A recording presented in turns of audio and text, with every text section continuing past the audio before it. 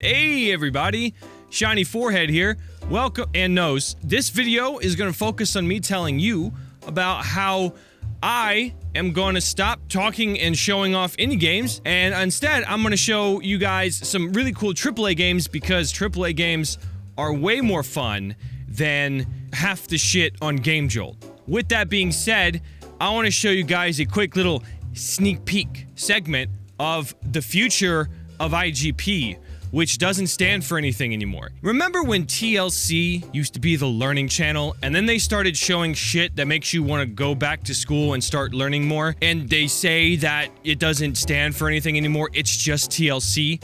Kind of like MTV too. There's a growing trend with three-letter acronym channels in this world, and I'm going to continue that trend.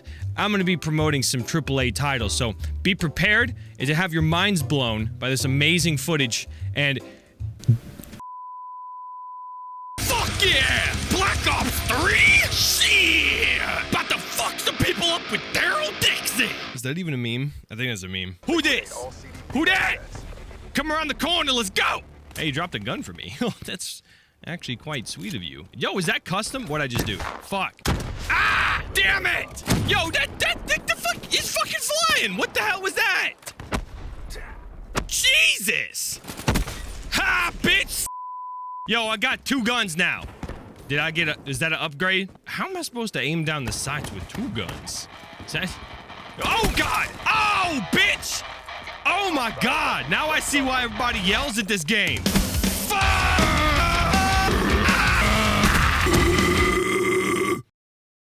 Hey! Hey! Shit, I shot the wrong person! That's right, yeah, that's 3 awards for 1 kill. That you die a lot, then you get more awards. What does that mean? I don't know what that means. Ah! Thank you. Haha! Blew your ass up, bitch. How does that feel? Oh, got you too! Hey, who else wants up? So I hope you enjoyed that little segment of me, dominating YouTube. Don't worry, if you're not subscribed, go ahead, because there's more of that to come in the coming future. And by now, I've probably lost at least 100 people, subscriber-wise, because they're like, I don't want to be a part of it anymore. I don't like that game at all. It's stupid. Point being, I'm not quitting doing indie games. That was just a joke. That was a gag. I'm feeling in a very weird mood today, so I figured it was the perfect time to talk about PAX, right? Because I went to PAX East in Boston, Massachusetts from the 10th to the 12th, and it's now the 29th when I'm recording this, so I'm way late on making the video, but I just kind of wanted to talk about it because it was an amazing experience for me, and I'm going to try to transition this as smoothly as possible from going to sarcastic asshole to meaningful, heartfelt IGP that a lot of you might not know about. So, PAX East, Boston, Massachusetts, it was incredibly surreal to me. That's probably the best way I can put it. In terms of what I liked most about the convention was fine, and I'll talk about that in a second, but what really was the most important thing to me was meeting people. Namely, friends that I've made online that I finally get to meet in person, in addition to meeting a lot of you guys showing up randomly or coming up to meet me and my friends, and it was a humbling yet surreal experience all at the same time. There's a mixture of feelings and I didn't really know how to handle it. First of all, it's my first convention. I've never been to I've been to SmashCon, but that was just me being a nerd and being obsessed with Super Smash Brothers. But that's not really like amazing. I mean, it's a convention, don't get me wrong. It was pretty large scale, but nothing like this. This is too much to process. Like, it didn't make any sense that many people are even in this world. You get told all the time there's 6-7 billion people on the planet, and you're like, that's a lot of people. But then all it takes is seeing 10,000 in one place, and you're like, fuck. That's a lot of people. Namely, it's a lot of germs. Probably gonna get sick. Everyone got sick. I didn't get sick until like a week after. My immune system was like, you drink tap water all the time and you eat shit. You're probably gonna be fine. And then they're just like, dude, we can't fight this off for a fucking week. We can't do it. It's just not gonna happen. But nonetheless, my immune system wasn't able to defend Helm's Deep. And they broke through, and I got sick, and it was terrible. Anyway, back on track, meeting everyone was fantastic. Now, I'm gonna name the people that I've met, and if I forget anybody, it's not because I don't care about you or I don't love you to death, because I do. So, firstly, I got to meet Dragast, someone who I've been wanting to meet for a long time. Everyone's been like, hey, you know Dragast? That's amazing. And it's the same thing when people used to say, hey, you know Weasel? That's amazing. I know you don't know, but we've been friends since pretty much the beginning. I even know Matt Shea.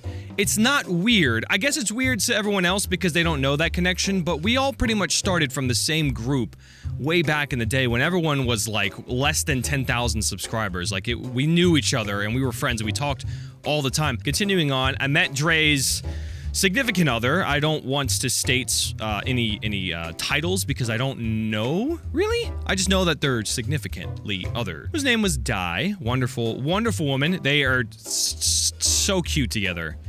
It's disgusting. And another who has been a long time coming is Gerbeegly. I finally got to meet Gerbeegly. A lot of you may or may not know about that relationship. That pretty much also started at the beginning. However, there's been talk for a long time about collaborating together. There's just always been something to kind of prevent that from happening. I think we streamed once together, like he joined the stream and it was super fun and everyone was like, hell yeah, it finally happened.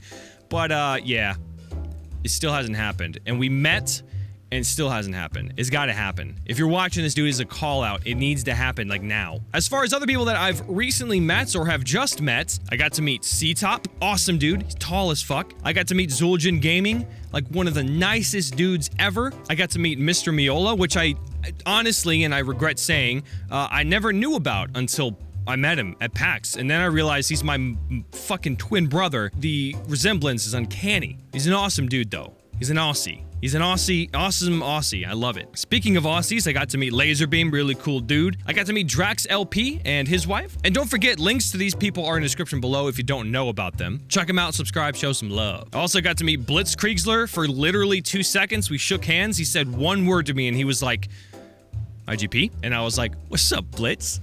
And then we didn't talk for the rest of the time. I didn't see him, that's why. I'm sure he loves me and would love to continue talking to me. I have so much interesting things to say. I got to meet Dude Puppet and one of Zul'jin's friends, a new YouTuber, Stub, who is an awesome dude. Like, it's amazing to see these people. You see them when you collaborate with them and you talk to them like in a group chat about YouTube, like you see that side of them, but you don't get to see the wholesome, like, not YouTube part of them. And that was the most humbling thing, was seeing, God, these people are so awesome. I also happened to run into 8-Bit Ryan randomly. I was standing at the Tiny Build stand, and 8-Bit Ryan comes up and he's like looking, I think he was looking for Oompaville. And I was like, Ryan, what's up, man? And he's like, I don't know who the hell you are. I'm not saying you did that, but it almost felt like you didn't know, like, know who I was, and that's fine because I'm a nobody. But I was like, I'm IGP, and he's like, oh, I gotcha. And speaking of Tiny Build, I got to meet quite a few game developers, which was also a humbling experience. I got to meet Tiny Build, the guys for Hello Neighbor, and a new game in development, Mr. Shifty. I also got to meet the guys at Behemoth, the Osiris New Dawn devs, the Elite Dangerous devs, Frontier. I actually got to spend quite a bit of time with them, even though I've never played their games before, which I did get to play. And I don't have any footage of it, but someone else may have footage, and if you're watching this, that'd be awesome if I could see that. I got to try it out with like the throttle and stuff. It was pretty sweet. I even went to C-Top's stream when he was over there at that booth and kind of crashed it. Not really crashed it, just said hi. You know, that's my way of crashing. What's up? My presence makes everything terrible. A lot of cool stuff, man. I went to a YouTube gaming party and a Twitch party, which was incredible. I met one of the developers of Totally Accurate Battle Simulator, which was awesome. And it was weird to see like someone on that level happy to meet me and other people that have played their game. And it was really cool. Again, it was humbling. It was very humbling. In fact, at the Twitch party, I met some of Melee personalities, Super Smash Bros. Melee personalities. It was really weird. YouTube gaming party, I also got to meet Hoodie Panda and M's Arcade, who is the editor for Cinnamon Toast Kin, who took over after I stopped editing for Cinnamon Toast Kin, which is awesome. Also, having people come up and recognize me was super surreal. I had one person do that when I wasn't even at anything game-related. I was in Salem. That same person came up. I don't want to name any names because I don't know if people want that out there. And there were other people who were on Twitter trying to contact me and say, hey, where are you? So, you know, because I want to meet. And also on the Discord server, it was really weird. People were like, hey, where are you? I want to meet you. I was like, I'm just me, please don't. Well, not please don't as in I don't want to meet you, but it's just like, hey, I'm not that special. Someone had recommended, hey, you should do a meetup at some point. And I was like, you know what, that might be a good idea. So I decided to do a try meetup with me, Zul'jin, and Dragast.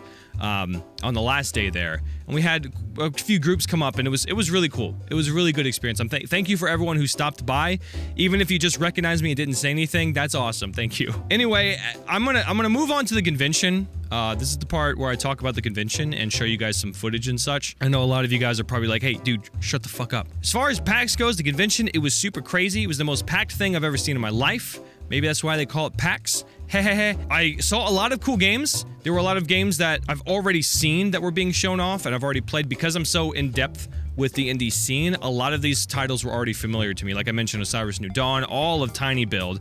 I saw Deep Rock Galactic. There was just a ton of games that I've already seen. So there was actually quite a small selection of brand new games I haven't heard of. Some of them I got footage of, some of them I didn't. But there was quite a few. One was called Perception, which was a game based around a person being blind in a paranormal house. And this person uses what seems to be echolocation to some degree, but it kind of reminds me of A Light in Chorus, if you guys have ever heard of that little project where the world fills in based on you pressing a button with particles. It looked almost identical to that with the way it worked, but essentially you're supposed to beat the game using sound. I didn't actually get to play it. They were booked. A lot of these games were booked, and I know I see it. That troublesome hair that always likes to stand up right there. Don't worry, it'll go away eventually. And I saw this awesome little game, I think it was called Paperbark, and it was about a wombat. And basically the inspiration for the game came from children's books and the way that they have that like painting kind of art style. So it was this like, you guide this wombat around the world, and you get to, and it paints as the wombat starts learning about its environment and how to survive. And he said that how he would develop this game was he would take different routes home from work, and he would take pictures of like woodlands and stuff and replicate that into the game. And it was actually so interesting to hear him explain this. And that was like as small as the game may be and as unappealing as it might be to a lot of people, especially the people that are following me for like survival games and such, that really was the epitome of why I love indie games, is because there is so much passion and personality and literally putting themselves into the game. The game is not about selling, the game is about them. It's telling their story. In addition to that, I got to look at a game called Symmetry, which is not out yet, but it's basically Sheltered with the art style and such, set in space, and it's a little bit more dangerous and futuristic than Sheltered. But it's also guided by this musical score, which is absolutely beautiful. And as you all know, I'm a sucker for good music in games. It can literally make or break a game for me. So Symmetry is something to keep a lookout for. I'll try to keep all these links in the description so you guys can check them out. Some of them may not have some information. There was also a game called The Kalina Legacy, which was actually set up in this amazing booth. It was a house. They replicated a room or a house from the game and had the testers in there. Again, I couldn't play, but I got some footage of that. Hopefully you can see it. But it's basically along the lines of Silent Hill or the very first Resident Evil. For the GameCube, I'd say it's more like that one. The remake is much more terrifying and eerie than the old one. At least I felt that way. And then like the old Silent Hill, like an investigation, you click on a door, it says it's locked and you can't go anywhere. That type of game. And I love those games, and it was super creepy. There was also Snake Pass, which everyone was super interested in. I never even heard about it before, but I got to watch some gameplay of that, and it's really fun. It's out now, I believe. I think Dragas is playing it. But it's like you control this snake in a very realistic way. It's very, very colorful and kid-like, but it looks super fun. You just move the snake around these map puzzles, and it's awesome. Check it out. I saw some gameplay of Nidhogg 2, which I knew about for a while, which looks cool, but I will say that Nidhogg was a game that I really appreciated the style more than anything else. Now they're going for a more realistic look, which I can't really get behind, but the fact that there's another one is amazing. That game was super fun. Outlast 2, of course, which we've already played the demo for. It's an amazing experience when you have such experienced developers doing indie games, because they can put forth such creativity to it, and they already know how to make a game a game. So you can expect Outlast 2 to be good in a sense of being a game, especially mechanic-wise, and I'm sure they're going to make it terrifying. It's just I hope that the writing aspect of it, which is something is very hard to perfect, I hope that turns over a new leaf for them. I hope that goes a step further. Anyway, I've been rambling on too much. To sum it up, to sum it up, because I have no transitional skills at all, I'd say that PAX was an amazing experience, one of the best experiences of my life, namely because I got to meet so many people. I remember when I first met Sven, Lauren, and Jess, the old group, who is still a group, by the way. I remember I took a bus to get where they were because Sven was visiting from Germany. I saw them pull up and get out of the car, and I'm like, holy shit. Because before I started YouTube, I wasn't into that. I never really got into any gaming communities, so it was a new experience to me. A lot of, Jess has a lot of experience meeting people from online, and it was so surreal. And I felt that again when I met everyone at PAX, and it was again one of the most humbling experiences in my life. I hope that the bonds that we've made stay, and I do my best to make sure that stays that way, but I hope it does. As far as the convention goes, it was a lot of the times it was very hard to move around. I did have a media badge or a content creator badge, so I was able to go to the press hour before everyone else did. I was able to get around places better because people are like, oh, hey, you come here, you're important to us. But as far as like playing games, it was very hard to do unless it was a game that I already knew about. Any of the new ones that I wanted to try, they were all booked.